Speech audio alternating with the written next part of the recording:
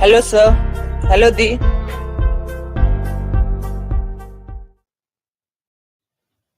Hello, good evening.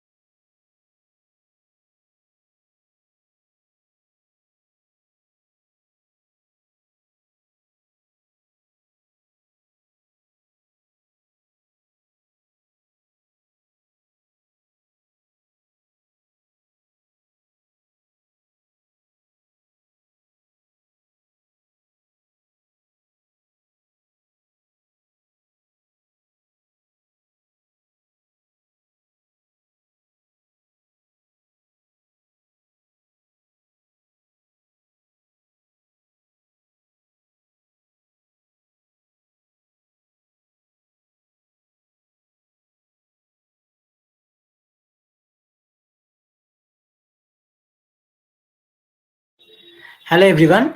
We will wait for 2 to 3 minutes and then we will start.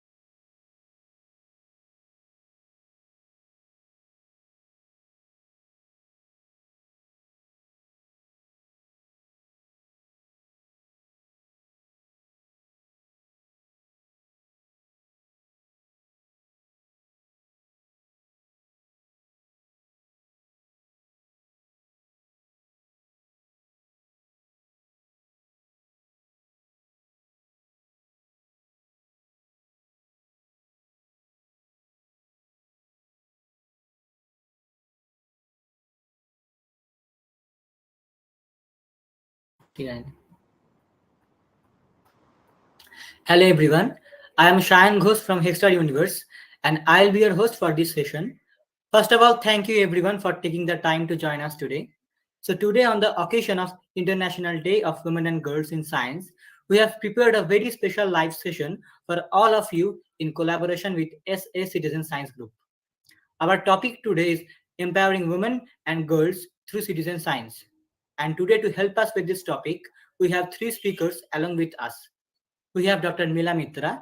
She is a co-founder and academic head of STEM and Space, formerly at NASA GSFC. Next up, we have Mrs. Shona Shahani Shukla. She is an entrepreneur by profession, astrophotographer, and passionate about astronomy.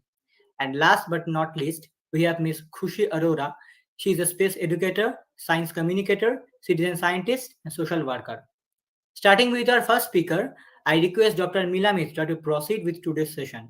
Thank you, everyone. Hello, everyone. I'm so pleased to be here today on behalf of STEM and Space, and I'll be talking today about different citizen science projects. And then we will have Sona and Kushi, who will be talking about their experiences as citizen scientists. So let me go ahead and talk about why citizen science are important and how you can take part. And I'm going to talk about two or three such projects. Okay, so let me start.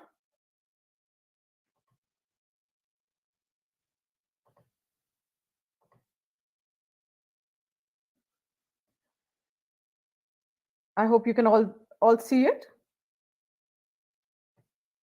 Yes, Okay, ma'am. so okay, great. Okay, so I'm talking about citizen science projects, and of course, in this panel, we are talking about astronomy and space projects. Citizen science, there are projects in environment, in biology, even in history and social sciences. So today, I think all three of us are going to focus on astronomy projects.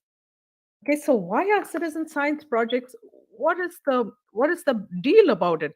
Uh, the the point is that there's a lot of data nowadays. Scientists have a lot of data. Satellites get so much data input.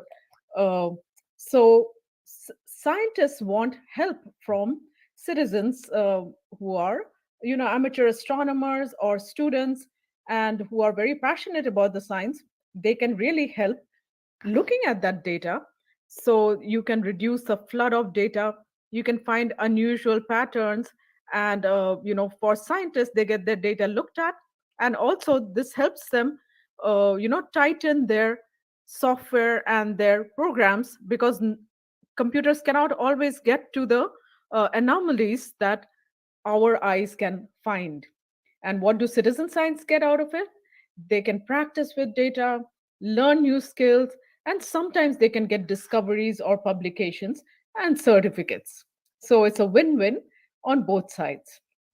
So there are a lot of such programs now. What are the objectives of any of us joining such programs? You can learn space and astronomy concepts through projects. It's real time practice. You may get the opportunity to interact with the scientists and the project PI who are running the project. And then you many of these projects give certificates, or as some of the people in the SA Citizen Science group have already achieved, you can be part of publications, or your name can be in discoveries. And of course, most of us, we gain skills, we learn about different space projects and missions, and we can build collaborations through these projects. So let's talk about some of the projects. Okay, so I'm going to talk about a couple of the projects. So one that is very popular, and many of the people here and citizen scientists participate in, is called International Asteroid Search Campaign. It's run by International Astronomical Search Collaboration, which is an outreach program based in the US, run by Dr. Patrick Miller. So what it does is it provides high quality data to students through data taken by the Pan-STARRS telescope, which is in Hawaii. So Pan-STARRS telescope takes the data, which is survey data, and and students who are registered can download the data and they look for asteroids. And through this, there are many people in this group who have been able to make discoveries of asteroids. So briefly, what are asteroids? They're small solar system bodies between the orbits of Mars and Jupiter, and mostly there, but they're also in the outer solar system at the Kuiper belt. They're known as minor planets. Sometimes they get disturbed or perturbed by the gravity of Jupiter and or other planets, and they fall out of that main belt asteroid, which are these little purple dots. And that's when they can pose a problem. And they get, at that point, they're called near Earth asteroids. Okay, so we need to find asteroids so that they don't impact Earth. Many of the smaller asteroids get burnt up, so it's not a problem. And okay, so how do we find asteroids? Astronomers do surveys using ground based telescopes, space telescopes, and programs like IASC is where we can participate. IASC gets data through the Pan-STARRS Observatory. Okay, so I'm just going to briefly go through it. What happens? There are two telescopes that get the images of the sky. Students can download the data and look for moving objects. So, what is the concept of moving objects? Asteroids are in an orbit. So, things that you see in the background, which may be stars or further off objects, they don't move. So, what happens here is you get four images of the same part of the sky, and they're at time intervals of half an hour. So, when you animate and blink them, blink means you go through them rapidly, then if you find moving objects, it can be an asteroid. So, students check for this and they send it back. So, you get data that kind of looks like this, four images in a time sequence. And if you look at it visually, of course, you just see little black dots. You can't really spot any asteroids. But if you animate them, like here, you see a rapidly moving object. And this is the kind of thing we are looking for. So this is a real asteroid.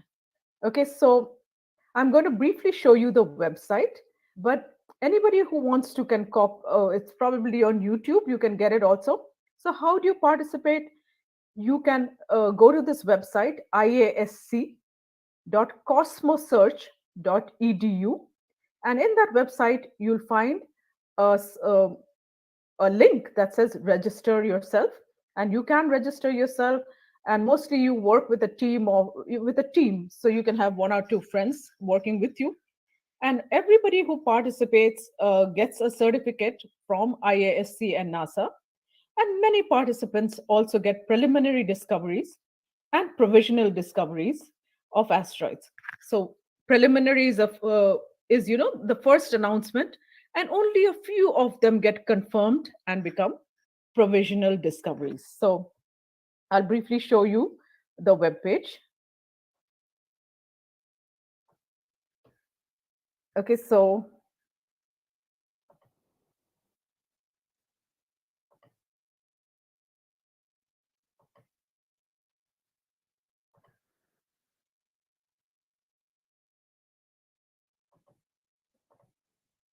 okay, so this is the web page of IASC. Again, iasc.cosmosearch.org, and you can see here that there's a link as you go down that says please use the register link, so you can register yourself, and if a campaign is available, then you can join it. Okay, so every month there are some campaigns going on, and a campaign is just going to start, so it's not listed here, but this is how you can participate in IASC. Okay, so I'm also going to, yeah. Okay, so that's it for IASC. So I'm going to talk about one more project, which is, and I would like to share that as part of the IASC project, many people in the SA Citizen Science group have uh, gone through it and participated.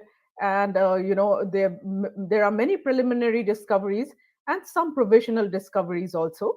And there is a women's team called Team Arundhati who regularly participates, and they have made many discoveries as part of this project. Okay, so that's IASC Asteroid Search Campaign, and I encourage anybody who's hearing this to participate. And there are many of us who can help you with this. So let me share the next project. Just a second. Yeah.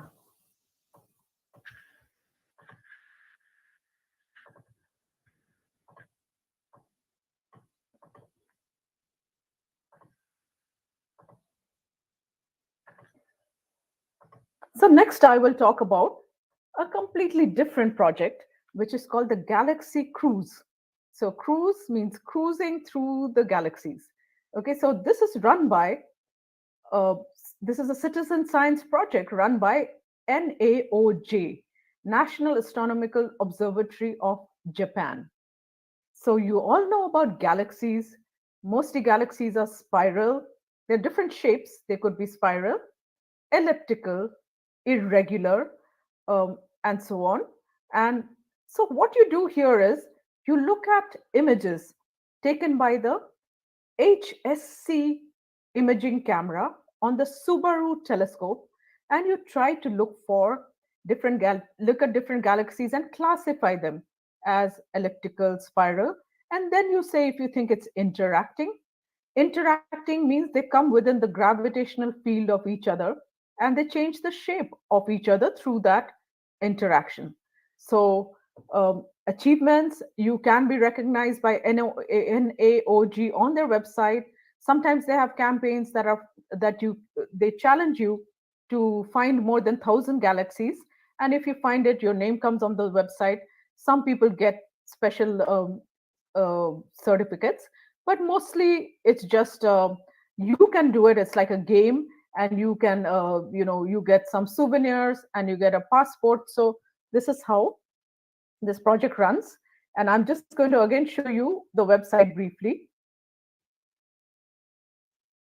Sorry, I'm going back and forth. Okay, so this is the website for Galaxy Cruise. It's called I mean, if you look for Galaxy Cruise, then unless it is a cruise on a ocean, that also comes up, but Galaxy Cruise should be this.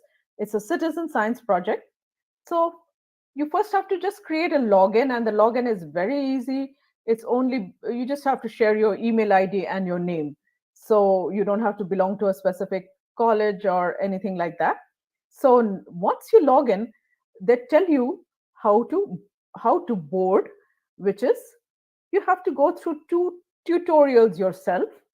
There's a lesson one, which tells you how to practice which are elliptical, which are spiral galaxies, because sometimes it's not obvious.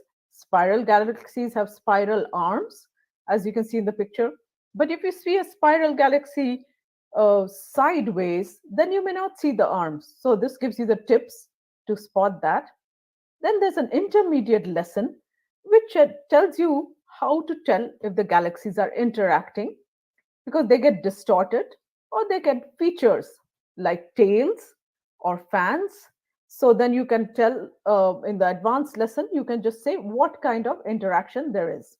Okay, so all the training is, there's a link here. You can see my arrow that says training and one that says participation. And this is what the screen looks like. So if you go to the, once you start participating, then it's really exciting. It's like a game. So you can say, is it spiral or elliptical? So if I say elliptical, then you can say if it's interacting or non-interacting. So you can do it that way. I mean, once you do the tutorials, you'll figure out how to do this. You'll get the help and the practice, and then you can submit it. So you build up a record of how many galaxies you are observing and recording. So you can do it all through the year, but at special times of the year, if you do 1,000 or more, then then your name gets listed on the website. So these are two projects I have talked about. So I think with that, okay, I'll briefly talk about one more, and This one is a new one that some of you may not have heard about. Okay, so this is called Globe at Night. Okay, so this is a project, Globe at Night. It's also an international citizen science project.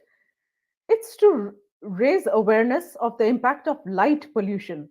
As you know, we in the cities face a lot of light pollution, which is a problem for astronomy, for the usage of waste of, for the waste of energy used, for human health and wildlife. Okay, so we need to make people aware that you can make your dark sky friendlier by only using lights when you need it, shield them downwards, use automatic motion lights, and so on. Okay, so light pollution affects how we see the stars. So in this project, you try to gauge what is the light pollution in your local area. How do you do that? So this is the kind of sky. This is a scaling. You can see on the right hand side a very nice sky, dark sky. On the left hand side, it's a city sky where you barely see any stars. And that is called the Bortle scale, where the scale of 1 means you see a very good sky, scale of 9 means it's very light polluted. So in this program, you try to see what magnitude stars is your limiting. What does that mean? What is magnitude? It's the brightness. Okay, so how do we do it? Globe at night. We try to observe a specific constellation. Around the world, everybody sees the constellation, same constellation in this month, in the same month. So that is, I'm talking about Northern Hemisphere. So right now you can all see Orion. Then what do? You go outside at a specific time, find the constellation. Orion is easy to spot. You go to the Globe at Night app, and that if you have a GPS, it automatically enters your location for you. Then you compare it to a star chart. Okay, so what does star chart mean? Yeah, and then your location. So basically, what is a so if this is Orion, what you do is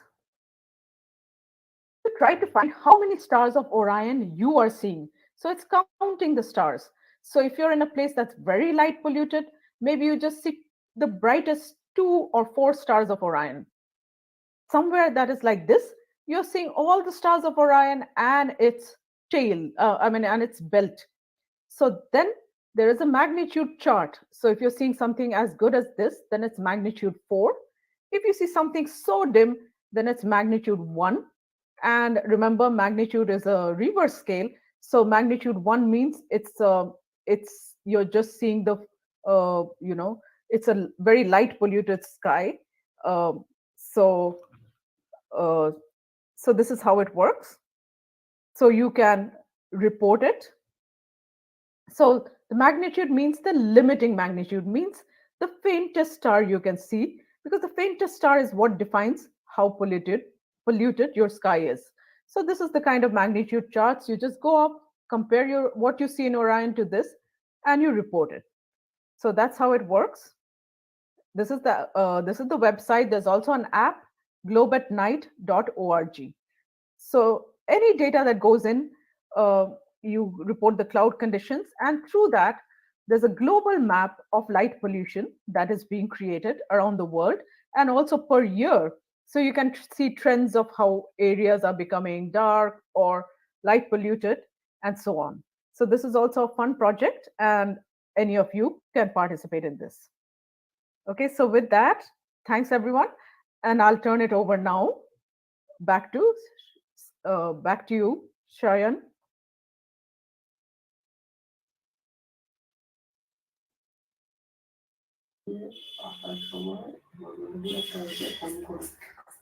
So now I would like to request our next speaker, Ms. Khushi Arora, to help us with today's topic.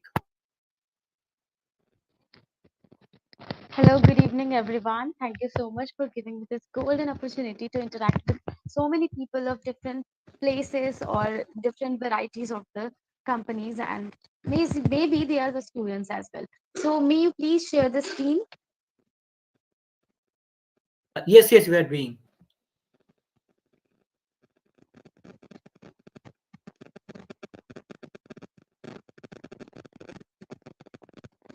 Okay, so as we know, today is International Day of Women and Girls in Science. So when we back move to the history of education and women in India, there is actually a lot of difference between them, because when people used to think women are only based for the kitchen and as well as the household activities, then there come a revolutionary ideas and concepts that no, there is equality between women, girls, and boys. So we have International Day of Women and Girls in Space, celebrating their confidence, empowering them as well as educating them about what is in the science and what is by the science. So let's move to our next slide. So today I'm going to talk about my journey and what are the things that you could do as in the space industries as well as in the field of education. So what about me? Okay, so let me introduce myself. My name is Kushi Arora. Most of the people know me, I see in the pictures, but most of the people not. So I am actually a space educator working in a space company, a science communicator, communicating through science, various projects, as well as various terms of the science, a citizen scientist, which I'll tell you more about, and a social worker. Social worker is actually I always want to be. So, so my journey started with a very shy girl who just sits in a corner of a classroom, who barely speaks to anybody else. So then at that time it was my bad thing, or you could say my uh, mistake. Then I start working on my skills, my abilities, as well as interaction with the people, and now I become a confident science speaker. That is why I used to say most of the girls used to think they are not capable of doing such things which a man is supposed to do. No, it's actually no, because nature doesn't compare between a boy and a girl. The God doesn't, if it exists. Okay, it doesn't compare between a boy and a girl, as well as the science does not compare between a boy and girl. So why we are here? We are here to let you know about what is this. So when I was a kid, about 5 or 6 years old, I heard about astronaut Kalpana Chawla. When I was born in that year, in the same February, like she passed away on 1st of the February 2003, and I was born on 28th February in that year. And 28th February is also known as National Science Day. So that was a day which I came to know about. So this is the picture I drew of astronaut Kalpana Chawla when I was in the fourth standard. And from that day to till now, she is my inspiration. And I always want to be like her, but maybe or maybe not, I would be there someday. So let's move to the next slide. So when I passed my 10th standard, there was a newspaper at my home. It was depicting that there will be a ISRO science exhibition at JCR's University. It's in the Jaipur. So when I rushed back to my father, Dad, see, this is the place, this is the program I want to join. I want to learn about the things which have changed my mind. So then my dad say, okay, fine, we'll go there and have fun, interact with the scientists as well. So this was the exhibition which was organized by the ISRO. So the picture you could see here is on the very right, it's me in the 2018. In the middle of that, Professor Ram Ratan or Dr. Ram Ratan, he is the person who designed the cameras in the spacecraft. And on the very left, he's my father. He is also the person who designed the rocket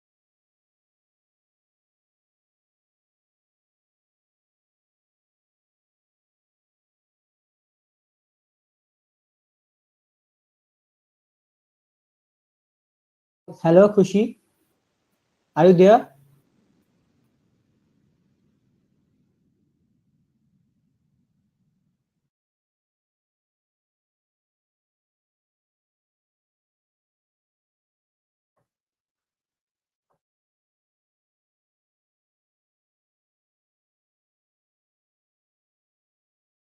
Kushi, please on your mic. I'm sorry, I was disconnected and now I forget to open my mic. I'm really sorry. So I was saying in the middle, he is the person who has designed the spacecrafts, the space cameras in the spacecraft at ISRO. He is retired now, and on the very left, he's my father, who is always my inspiration. And this was the exhibition, this was the place who has changed my vision of my things, of my goals. When I was I was completing my 10th standard, I used to think, okay, I'll take science or arts, or maybe I was very confused because one day I heard about no, one day I have saw my geography book and it was saying the first chapter is of the universe, and I was misinterpreted that okay, the astronomy comes in the field of arts, maybe in geography. Then this program has completely changed my mind. Let's move to the next slide. Okay, so these were the magical moments, a direction for my dream. So in this picture, you could see there was an interview of me and my father from the JCR University. You can also see that the interview video on the YouTube itself. And in the last picture, you could see uh, he is the ex-retired scientist from the ISRO. He has shared his journey with me, as well as his experience, his knowledge, and it was a very magical moment because when you know, when just imagine you are a kid of just past 10th, and then you are just thinking what to do next in the field of astronomy, and suddenly you come to know about a person who is speaking to you about his journey in the ISRO. So it was a great time. It was just what you could say, a bliss in the life. Let's move to the next slide. Okay, what he taught me in this slide I have shown, the things that define your ambition is your talents, what you are talented in, what the things that you want to do. You have the ambition, your passion, what you are passionate about. Some people are passionate about astronomy, some are about mechanical engineering, some are about software engineering. They know the data science as well. So, and the third thing is your inspiration, from whom you are inspired. He always used to say, uh, take a goal, take a inspiration, and just inspire from that person that okay, he's doing this thing, he has done this thing and that thing. I just want to be him. I just want to be like him. And the last thing is the medium available is like you, me, and everybody is communicating through this what is called as Google Meet. So we are interacting. It's the medium between us. It's the medium of our communication. In the same way, if you are traveling to, so let's suppose Chandigarh to Delhi, you need a traveling medium. Okay, whether it is bus, train, or something. In the similar way, you need a medium for covering your journey, for covering your aim. Let's move to the next slide, please. Okay, so as Neela ma'am has already taught about the IASC and NASA, the citizen science programs. So there was a change in my life in 2020 when I came to know about, okay, this is known as the citizen science projects. I'm very thankful to Sovan sir who has introduced me to these great projects. So in 2020, as we all know, there was lockdown, everything was shut. We all are on the computers. So that is how I met with IESC NASA's asteroid hunt program, and I have made about two dismal discoveries and around 56 preliminary asteroids. So this was a great thing I felt for myself, and there are lot more to go. So next slide, please. Okay, and one more project, maybe she has not tell about, is Zooniverse. Zooniverse is a platform which is a citizen science project. It has so many projects around every concept, every branch of the education. Actually, it's whether it's arts, science, commerce, anything. So on this platform, we have a project named as Supernova Hunters, where you could detect and find which is the supernova and how we used to detect it. It's actually given the trial. If you look at that, Zooniverse is actually a citizen science project which is available on the Google. It's free of cost. Nobody costs you for anything. And join the program by registering there. And it is very simple. It's absolutely very simple. You will be given three images. You have to check which is the correct image. Is it a supernova discovery or not? In the in this picture, you could see here is the discovery page. Okay, I am giving one example of the 147 supernova discoveries. This contains the name of the supernova that is AT2022 VWB. Okay, and this is the scorecard is actually how approximate or how fast this discovery has been made. And the next thing is discovery date, on which date you have discovered this. And this is not the what you could say a specific discovery. It's actually a core discovery with all those people whose name have been given there. It means they are the people who also participated in this project, and they have also uh, supplied the same images which they have detected, the supernovas. So let's move to the next slide. Okay, so space education, it just boomed in my life. What is a space education? It's actually teaching somebody or educating them about astronomy and the space science, because space science is always in my core. So this is the picture of a kid. She is actually in the US, and she was attending my lecture, and her family has shared this image with me on searching my name on email or something. I don't know, remember, I would just forget. Okay, so I started teaching kids in collaboration with various space education companies like SSCRD. SSCRD is a NGO in Bangalore. Space Nova, Indian Space Society, Kalam Labs, Space Science Place, Mango Education, Hex-Star Universe, which whose lecture you have been attending from very past time, if you're connected with it. Let's move to the next slide, please. Okay, so this was the previous lecture series with the Hex-Star Universe. In my, in this picture, you could see Meela ma'am as well, me and Amoli ma'am. Amoli ma'am is not here, by the way. Okay, so please move to the next slide.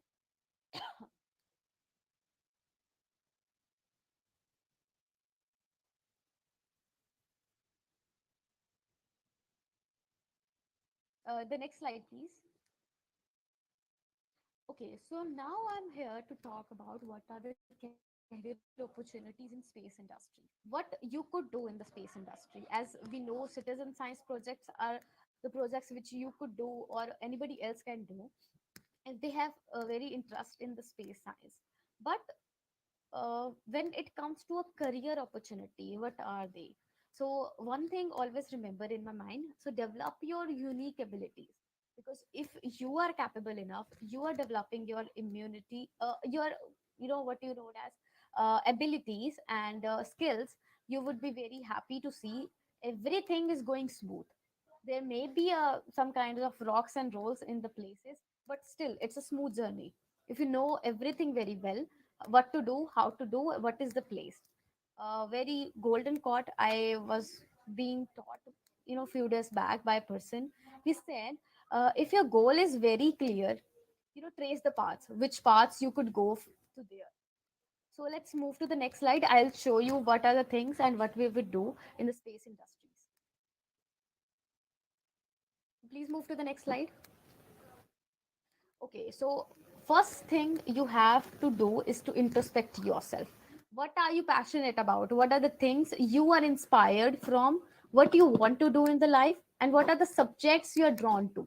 Because I see some people switching from arts to science because they always want to be a scientist or the person who is just communicating science or engineer or doctor, but unfortunately they have took arts just because of the misinterpretation or the what you can say, lack of the counseling or the knowledge. So what is the message you want to convey to the society, to yourself? These are the things that you have to ask yourself to find a career goal. And please move to the next slide. Okay, so when we talk about astronomy, we have two branches. Okay, one is science and one is engineering. Okay, when we move to the science, let's move to the first part, that is physics. When we come to astronomy, the first thing that came to mind is okay, physics. Whether it's theoretical or observational astronomy, you have to analyze and process data, develop physical theories, and build computer simulations to model and understand various phenomena in the universe. So this is how physics is related to astronomy. And there is a branch of the physics which is known as astrophysics, which the person pursued, and he will become an astrophysicist in the future. This is the thing I will also want to be in my life. And the next thing is chemistry. Okay, when we talk about chemistry, the first thing that came to our mind is, okay, chemistry, reactions. Oh my God, laboratory. Okay, how it is connected with astronomy? So it's very clear that spectroscopy is a branch of the chemistry as well as physics, which tells about what are the components of the particular substance or a particular star it is made up of. Okay, so spectroscopy and chemical modeling to understand the protoplanetary disk, the planet formation, how the planet formed, what was the first thing which came to the planet, and then it is started by a chemical reaction, and now what is the current situation of that planet. Then planet interior. Okay, planet, for example, Jupiter is very far away from us when we are on the earth. Okay, so how do we know what is the things Jupiter is made up of about? So here comes the chemistry with its branch, which is known as spectroscopy. Spectroscopically, we determine, okay, the Jupiter is a gas giant. The Jupiter is made up of various gases. So this is how nebula is the birthplace of the star, as we all know. So meteorites, comets, asteroids, exoplanet atmospheres, and the science sign of the life in the universe. How the life began in the universe. Okay, the next thing is mathematics. Mathematics is also a branch of the science. We all know that mathematics is the language of the universe. How it is, and let's know about it. So theoretical research work includes ridiculous mathematics, solving complex equations, mathematical functions to optimize the performance of the algorithms for analyzing the images, aspects of the instrumentations. So this is how mathematics work with the science. Okay, the next thing is biology. So interplanetary field concerned with the origin, early evolution, distribution, and the future of the life in the universe. So generally, we know about biology is astrobiology, which is also field of the astronomy in collaboration with biology. Okay, so they are also work with geologists and astronomers as we concerned about biology. When we come to the engineering part, we have computers. Okay, as we all know, citizen science projects we could do on the computers as well as in the mobile phones. So what is the thing that computers play in a role? When we collect data from a, what you could say, telescope or a observatory, we have to compress it, process it, and in the computer modeling, we will get to know about some kind of skills you require, that is C++, Python, machine language, etc., etc. And computers are actually the need of the future generation as well as in the current generation. Nothing is like right now, if we just stop everything with the computers, maybe the world will just unbalance. Okay, then mechanical, if we say that design, analysis, manufacture instruments and their maintenance, 3D modeling and designing of the mechanical components. So the skills you required is given in this picture, as well as when we talk about mechanical, how it is related with science. Okay, if a rocket is ready to go into the space, why it is ready? Because the mechanical engineering does its magic to it. He has worked so hard so that the rocket have complete a protected layer of the metal as well as the components. Then we come to part of electronics. So remote operation and control system of the telescopes as well as satellites. So embedded systems, stellar backend and instrumentation. When we come to know about mm, uh, like James Webb Telescope, we have saw that electronics has taken a part very beautifully in the James Webb Telescope. Okay, and the last thing is electrical, because nothing is impossible without electricity. You have to design some kind of power supplies, constructing receivers and amplifiers, antennas, and etc. So I just want everyone to take a screenshot of this slide so that it would be helpful and beneficial in the future as well. So I am just pausing it for 2 seconds. Take the screenshot. The lecture is also recorded in the YouTube as well. If you just missed it, you can also take a screenshot from the YouTube recording as well. So let's move to the next slide. Okay, what are the things that you would take in a mind if you just pursuing your career in the space company? So there is first thing that is theoretical and observational astronomy. So it is based on the object specialization about various topics in the astronomy, but particular topics in astronomy like gravitational waves, galactic astronomy, planetary sciences, exoplanets, relative astrophysics, extragalactic astronomy, stellar astronomy, plasma physics. It's actually very interesting subject, plasma astrophysics. Then we have solar physics, how the solar system, sorry, sun works. What are the things related to sun as well? We have interstellar astrophysics, compact objects, and then astrometry. So please take a screenshot because it would be very helpful, as I already said, because these are the 3-4 slides, which is actually screenshot mandatory. Okay, let's move to the next slide. The other aspect of the astronomy in a career position is you could work as a project student under a particular guide or a mentor, a project assistant or associate, project scientist, scientific trainee, scientific officer. Actually, data scientist and scientific officer, they both are the different things. Don't mess them as same.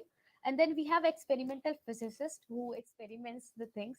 If you love what he called as the research work, as well as you love your lab, you would be an experimental physicist. This would be very great as well as enjoyable. Then we have theoretical physicist who just works on the theories like Einstein. uh, and then we have software developer, technical officer, teaching faculty, postdoctoral fellow, astronomer, system engineer. So these are the things you could pursue as an in the particular field of astronomy. Okay, not on the other branches of it. Then we move to the next slide. We have some kind of operations which you could apply on your life, as well as when you are pursuing some kind of degree or in the midway of it. Okay. So this is outreach and miscellaneous. Okay, so one is educator. You could teach people about astronomy, you could teach everybody about space science, what the India is currently doing, what the NASA is doing, and the basic concept of the astronomy, which actually I'll give you an example of Hex-Star Universe as well. So it provides various kind of sessions as well as the lecture series on the various topics of astronomy and space sciences. So it's also a part of the education. Then public relation, you can interact with public. Then technical writer, you could work as a content writer in various space companies, in the social media itself. For example, if we talk about Quora and other platforms, so you could be a person who could write about the space articles or space journals. Then we have engineer, technician, amateur astronomer. Okay, everybody know who is amateur astronomer? If not, let me tell you, amateur astronomer is a person who observe the night sky with his or her telescope, and other aspects of the astronomy. Then we have a designer. You could be a designer who designs new kind of telescopes as well as lenses. You can work with the lenses and just combine it, and just boom with the magic. Then we have astrobiology. It's the interdisciplinary. As I already tell you about biology and the astronomy, there is a deep connection between them. And in the same case, we have astrobiology as an outreach career as well. So let's move to the next slide, please. So what you could do in a college if you are a UG or a PG student? Okay, so first thing, as I already tell you about, is try to join more kind of workshops, coding classes, as well as try to get a project under a mentor or somebody else who is very proficient in the astronomy and astrophysics. You can also try for numerous foreign universities, try to get an internship in the winter and summer school. If you are in the last year or in the from the very first year actually, so there are some kind of institution which provides the winters and the summer schools. Some of the examples are VSRP, SRFP, SERPCA program. And then we have kind of short term workshops as well as the courses. You could join it, grab your knowledge, and then work again. You could work as a volunteer as well in the science projects. When you are undergraduate, try to get participate in various citizen science projects as well, because they are a lot. For example, planet hunters, because they are related with astronomy, it will give you some kind of knowledge as well as experience in the field of this thing. Okay, and then we have some kind of entrance exams. Then again, work for the PhD as well. So take a screenshot if it is required. And let's move to the next slide, please.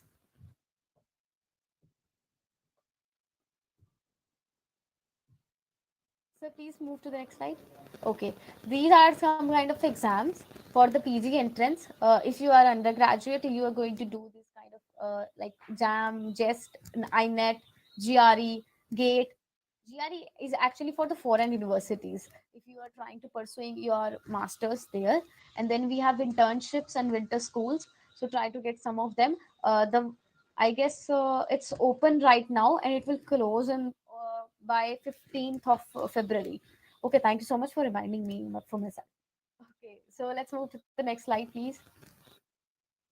Okay, so when you are student, let's suppose there are some students who are also joining. If not, try to share this image with them as well from 9th to 12th standard. So they have to develop, first of all, they have to develop interest and the basic concepts and application of the physics and the mathematics in the daily life.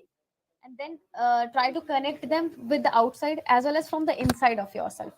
And then try to get some kind of projects by themselves, as we could say, like making a telescope, designing a lens, or some kind of amateur astronomy groups. If you are coming across them, try to get participate in the Olympiads, school level competition, prepare for some kind of what you could say scholarship exams like KVPY, etc., Inspire program as well. And then again try to get participate in citizen science project, because it will definitely help you in getting a basics of it. And then let's move to the next slide, please. Okay, and these are the competitions and exams for the UG entrance exams like BSET, I8, IIT JEE, SAT, etc. And then Olympiads for particularly about when we talk about IAO. I have also participated in this when I was in the sixth standard. I have completed this and got a prize as well. So it is International Astronomy Olympiad. Try to get some scholarships, give the exams, because it's important to give exam, because if you don't give exams you would never know what is your potential, what the things you could do very well. Let's move to the next slide. Okay, as I always used to say, success is in the creative process, the upward trend of the growth. So because if you're a person who's trying to get up, the graph will move like this, and then there will be a bend if you fail. Okay, but start again with the great height, because failure is a part of life. No, it's not the life, it's a part of the success. It's actually inspire you, try to get you in the correct way, in a correct path, because if you don't fail you will never know what is the, what you could say, importance of the success in the life. I have also failed very various time in such some kind of projects, but still I'm growing again and again, taking a big step again if I fail somewhere. And then next slide, please. Okay, so as we know, today is International Day of Women in Space and Science. So, congratulating you and the women itself. It's a day of celebrating ourselves in the science, because it's a very great thing. If you are a person who is in the science branch, communicating science as well as trying to get your career in that. Let's move to the next slide, please.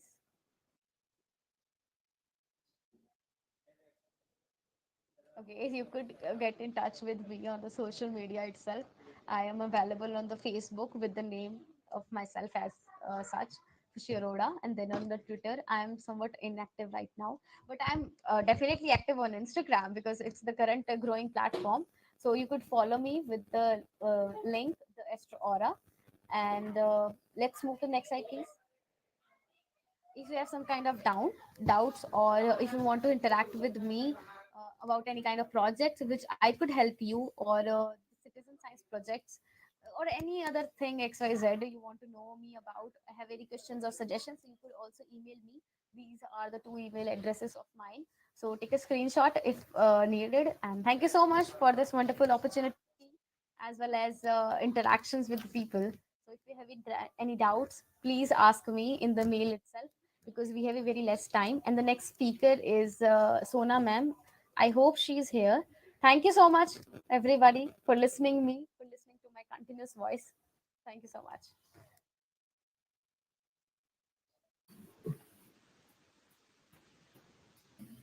So last but not the least, we have Mrs. Shona Sharma. Shahani Shukla. She is an entrepreneur by profession, astrophotographer, and passionate about astronomy. So let's start. Hi, am I audible to everyone? Yes, ma'am. How can I share my screen?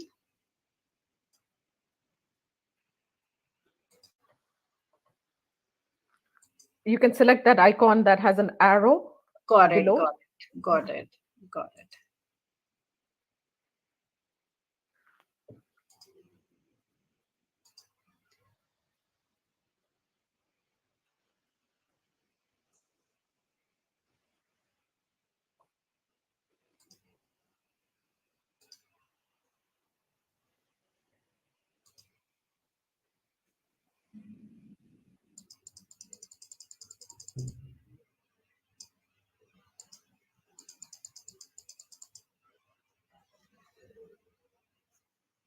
Hi, everyone.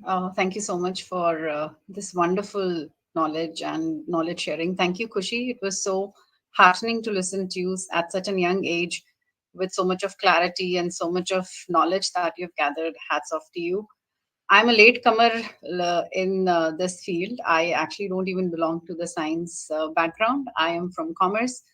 But I think astronomy is something which can pull you at any point in time. If you're designed to look at the cosmos, there's nothing that can stop you.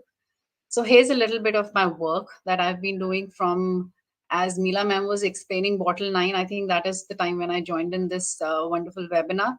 So Mila ma'am, I live unfortunately under bottle 9 skies, and I have been, ardent visual astronomer, but bottle 9 had made me an astrophotographer. These are a couple of images of Jupiter from last year, this year. I'm going to share a lot of work that I've been doing. This is Mars from Delhi skies. The reason I was able to image these wonderful planets So from are you sharing? Because I'm not seeing the shared. Is anybody seeing it? Oh, okay.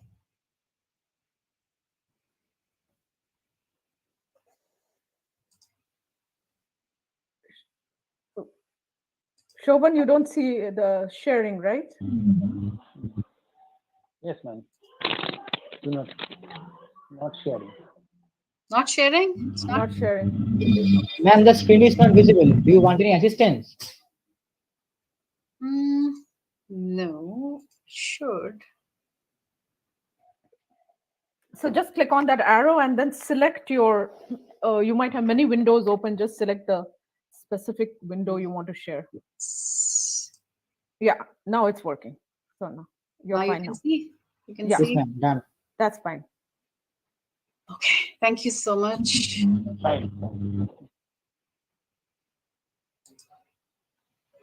So let me share my screen. Is it visible to everyone now? Yes, ma'am. Absolutely. Fine. All the images, by the way, that you're seeing on screen are all taken by me and using Delhi's Bottle 9 skies. I joined in when Mila ma'am was speaking about bottle scales and how terrible it is to live under bottle 9 skies for people who actually love astronomy, like myself. But I've managed to uh, build my interest, and I've managed to survive in this hobby by shooting planets from Delhi's Bottle 9 skies. I started my journey in 2018 when I bought myself a Celestron Astromaster 130 EQ. I think a lot of people would see this telescope being sold on Amazon. Every newbie who doesn't know where to buy a telescope from would end up buying that telescope. Then later on, when I actually spoke with a lot of fellow enthusiasts, they told me that I've bought a wrong telescope to begin with. So I invested again in 2019 in a Skywatcher 8-inch Dobsonian. Again, Dobsonians are not meant for astrophotography, but if you look at this Mars, this is this year's Mars. I have taken this from my balcony, southeast balcony, using my 8-inch Skywatcher Dobsonian. So things are possible. You just have to stick around. You just have to be patient. And this is all self-taught.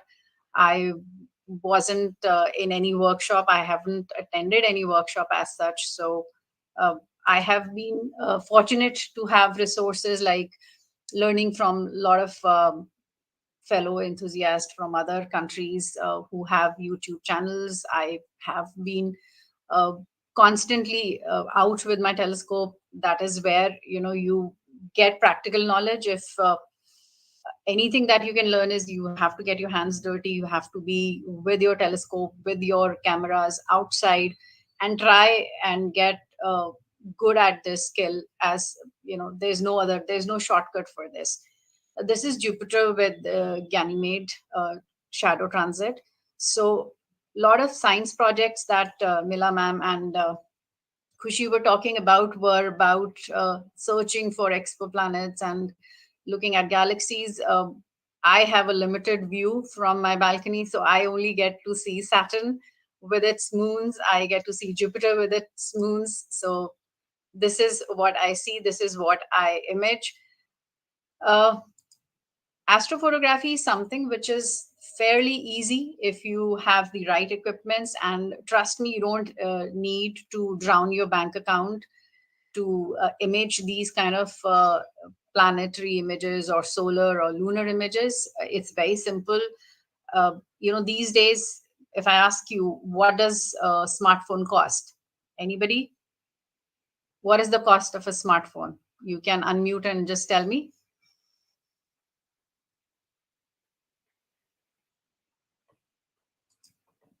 Hello? 20,000. 20,000, Is the 30,000. one I would buy. The ones that these youngsters would buy would be 50,000 probably. Yeah, so I'm aiming at youngsters. So youngsters buying 50,000 worth of a smartphone, you can easily invest that in a telescope, in a Dobsonian. This is something which will be with you. It's not going to be redundant for so many years. You can use it. It's a manual thing. There is no mechanics involved in it. There is no electronics. You don't need power. You just need some space and the heart to join this wonderful cosmos that we have. Unfortunately, the light pollution is so severe that I haven't been able to see nebulas or star clusters. Probably 1 or 2 nights I've had the visuals of those, but normally what I get to see is planets and solar and lunar images. That's what I do. Uh, so instead of investing in a smartphone, why not buy a telescope this year? Gift yourself a telescope, buy a Dobsonian, or even something which is uh, user friendly, something which you will love to take out, which will be easy for you. Because if it is complicated like an EQ mount, you would have lots of issues. You can image this. This is cheaper than a DSLR. I am using a dedicated astro camera, which is around 30,000 rupees only. So you just need a Dobsonian camera. There's no filter required for these kind of imaging. You just need a lot of patience to begin with, to track these things manually. uh, these are some of the collections of this year work that I've been doing. um, this is a methane filter on Jupiter. This is a specialized filter. This year I have bought this for myself because a lot of uh, bright things which Jupiter doesn't show, you can see through the methane filter. This is the wonderful great red spot on Jupiter, very clearly seen in through an 8-inch Dobsonian. Though aperture is the king when it comes to planetary, but 8 inch is also sufficient. This is the movement of two of Jupiter's Jovian moons, which are clearly visible from any bottle scales of sky, whether it is 9 or it is 10. This is how easy it is to set up your Dobsonian. It just takes 2 minutes. Once you have set up your Dobsonian mount, you just need to attach your tube with it, and you are all set to go. So this is very easy, user friendly, beginner friendly. You can, again, if you don't want to invest in a DSLR or in an astro dedicated camera, you have a smartphone, just buy a mobile adapter and you can do wonders. You can put your smartphone to night mode, pro mode, and you can start imaging through smartphone as well. This is this year's Mars, taken from Bottle 9 Skies, Delhi. Saturn with its beautiful rings. This is Jupiter showing its GRS and its biggest moon, Ganymede, on the top right. Uh, you can make these things from an eyepiece also, but it's always, pleasure to see images. This is a recent sun cycle, activity cycle 25. Sun is very, very active. I shot these sunspots using Teleview PowerMate Barlow. And I also used proper solar filter, because if you don't use that, you might lose your eyesight, you might harm your equipment also. So always be safe when you are visually seeing sun or even imaging sun. This is sun in false color. Using a white light filter, you can see a lot of sunspots. Not only you can image, but you can visually also enjoy the sunspots. This time it's sunspots are massive and very, very active. This is one of the most treasured event that I saw. This was Mars being occulted by Moon. This is Mars reappearing from the Moon's, I think it was southern limb. This is also caught from Delhi, Bottle 9 Skies. This is another angle of that image. This is when Jupiter and Saturn came very close. I think it was 21st of December 2020. Both of them were visually seen from Delhi skies in one eyepiece. This is our beautiful satellite. This is our moon. You can image moon also very, very easily using a smartphone.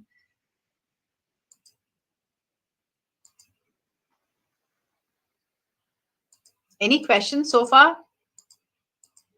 I would like it to be interactive because, I don't have any technical knowledge to share in terms of science or science citizens, but I can share my images and I can, tell you how to go about it, how you can start imaging. You can invest in astronomy and you can be an ardent astronomer and amateur astrophotographer as well. Any questions so far? They're really amazing, the photographs. Thank you, ma'am. This is the close-up of lunar surface. This is one of my biggest project till date, 53,000 frames to make this image of moon. This was selected by BBC Sky at Night magazine, and it was also in part of their annual journal. This is the famous Calvus crater where traces of water has been found. This is a close-up shot using my 8-inch Dobsonian. This is Gazandi crater of moon. This is highlighted in mineral colors, which is normally not seen by our eyes. This is again one of the southern limbs of moon surface. So in addition to the photography, you're also doing image processing, right? To bring out the colors or stacking. So there's that aspect also that Yes, you're doing. yes, absolutely. So these are not single shots. Thank you for bringing that up. These are not single shots. These are stacked images. And all of the software that I've been using so far in stacking, everything is free. Whether it is AutoStackArt, whether it is Registax, and I have a couple of tutorials also. For example, this mineral moon, I've used a DSLR and I've used my ZWO camera to process this image. You can bring out the mineral colors of moon very easily. This is not an artificial coloring. I've not added any superimposed any colors on it. These are something that you can easily obtain once you have learned how to stack your image and how to process these in Photoshop or Lightroom. This is my adventure into DSO after doing planetary, solar, lunar. I have ventured into DSO also. I'm slow in moving this because I'm living in Bottle 9 Skies. It's not easy to image this beautiful M45 Pleiades cluster, Subaru or Kritika Nakshatra as we know it in our Indian culture. I had to move out of Delhi for a astronomy session to Dehradun to image these star cluster. This is the last work that I've done so far. This is the Horsehead and the Flame Nebula in Orion constellation. It's near the star Al-Nitak, which is very, very prominent in this image also. This, unfortunately, I cannot visually see it from Delhi skies, but yes, you can image these wonderful DSOs from Delhi skies, but it's going to take a lot of patience, a lot of processing, and advisable is to use a mono camera instead of using a one shot color camera. This is star trails. You can, anybody having a DSLR and just one tripod is sufficient to get star trails from Delhi skies also. You just need to frame your shot, and this is again done using free software. So that's about the work that I've been doing in terms of astrophotography. Any questions? I'll be happy to take those.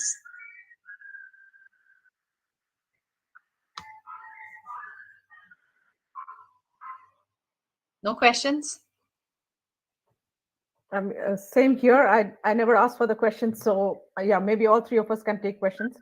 So yeah. So Sona, are you able to get? I mean, do people have to move out to get some of the better ones? So some of the people, even Hex-Star, but some of the other SA citizen science people organize, astrophotography tours. So is that the way to go, or one can just keep on in Delhi and try to, or polluted skies and try to do it with their cameras like you're doing? So, ma'am, as far as DSOs are concerned, very difficult. It's not impossible. There are certain people that I know of living in Noida, Delhi, who are doing some great work. They have won APOD also from Delhi skies. So it is possible, but then you need a lot of hours of integration, like 20 plus hours on the same target. The other shortcut is to buy a mono camera, which is expensive than one shot color camera, a mono cooled camera. Then you need 3 filters to obtain that data, and the processing is also very cumbersome. So yes, with patience and right skills, you can do DSO from Delhi skies, bottle 9 skies as well. But it'll be painful. The whole process is going to be painful. Right. It's not easy. Planetary is damn easy, but doing DSO from Delhi skies, it's very painful. It's heartbreaking, to say the least.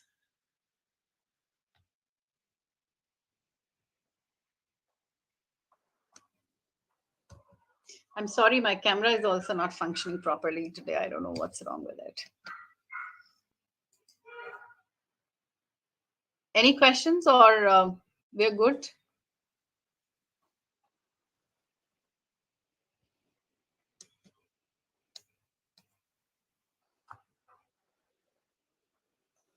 Any questions for Meela, ma'am? I think Kushi's left.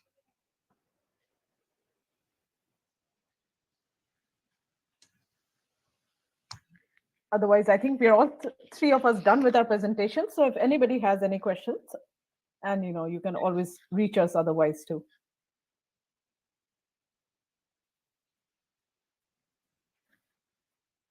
So Shayan, Shovan, I think we're at the end of this meeting. Thank you so much for this opportunity. Sovan sir, Shayan, and the Hex-Star Universe.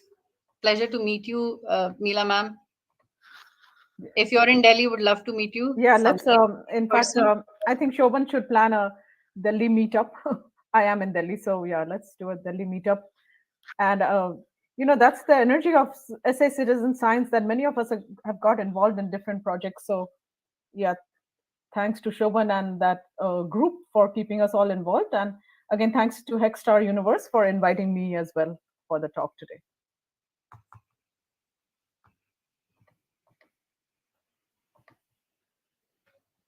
Sayan, would you like to close? Yes, ma'am.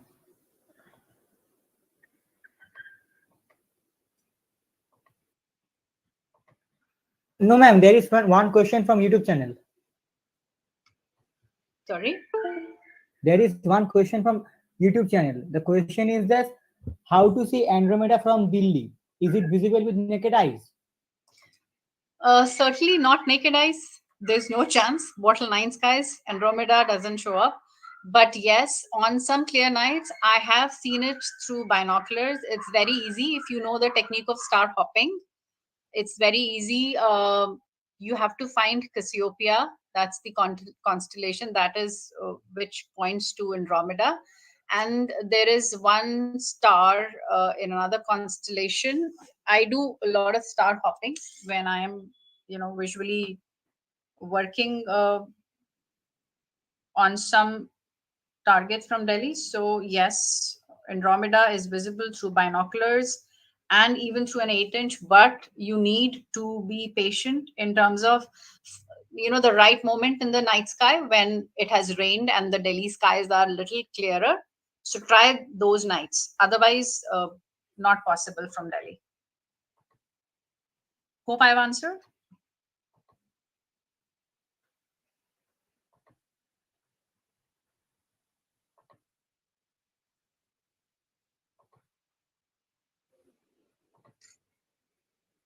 So now we will ending our session today.